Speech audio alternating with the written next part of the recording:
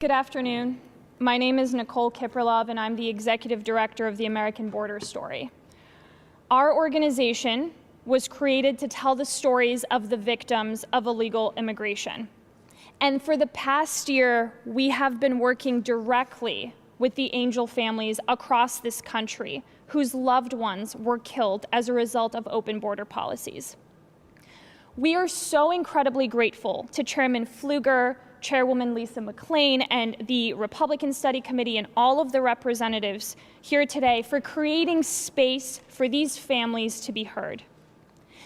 Angel families, these angel moms and sisters, have been fighting to have their voices heard for literally decades.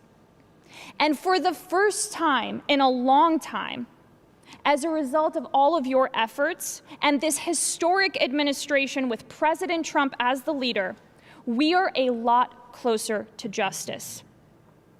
As Representative Hamadeh mentioned yesterday, President Trump signed an historic proclamation designating February 22nd as National Angel Family Day to forever commemorate the victims of illegal immigration.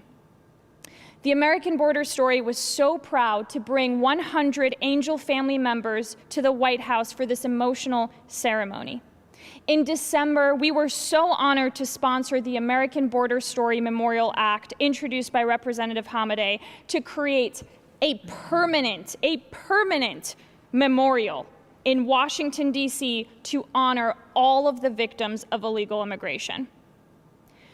These gut-wrenching stories are not abstract. This is not a theoretical fight, and these families are not partisan talking points. This is all personal. Today, you will hear from Bonnie Driscoll, whose daughter, Lacey Marie Ferguson, was shot in the head by an illegal alien. You will hear from Robbie Volkamer, sister of Gregory Errol Homola, who was riding his motorcycle in Illinois when an intoxicated illegal alien with, this was said, 3 prior DUI convictions pulled out in front of him and killed him. 3 prior DUIs, multiple chances to remove someone who never should have been in this country in the first place. You will also hear from Sandy Snodgrass, whose son Bruce Snodgrass died in Alaska after ingesting a fentanyl-laced pill, part of the wave of illicit fentanyl that has poured across our borders and into communities thousands of miles away as a result of the Biden administration's reckless open border policies. Since Bruce's death, Sandy has turned her grief into action, and most recently, she passed Bruce's Law, a federal statute named in her son's memory and signed into law by President Trump to combat fentanyl. You'll also hear from Agnes Giboney, whose son Ronald Da Silva was murdered in California by a previously deported criminal illegal alien.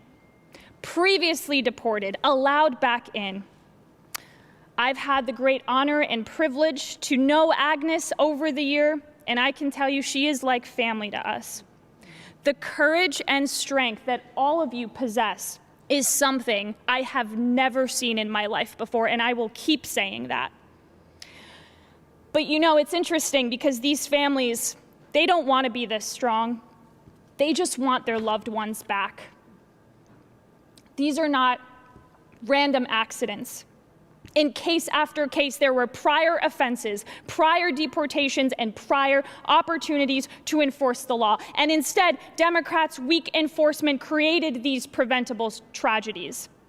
And for years, we've heard rhetoric about compassion and human rights. But where is the human right of an American citizen to live safely in her own country? And where is the compassion for the mother who buries her child? There is nothing compassionate about illegal immigration. There is nothing humane about lawlessness, and there is nothing controversial about enforcing immigration law. Chairman Pfluger, representatives, thank you again so much for giving these families a platform. And we at the American Border Story, we will never stop fighting until there isn't a single family who has to endure this devastating loss ever again.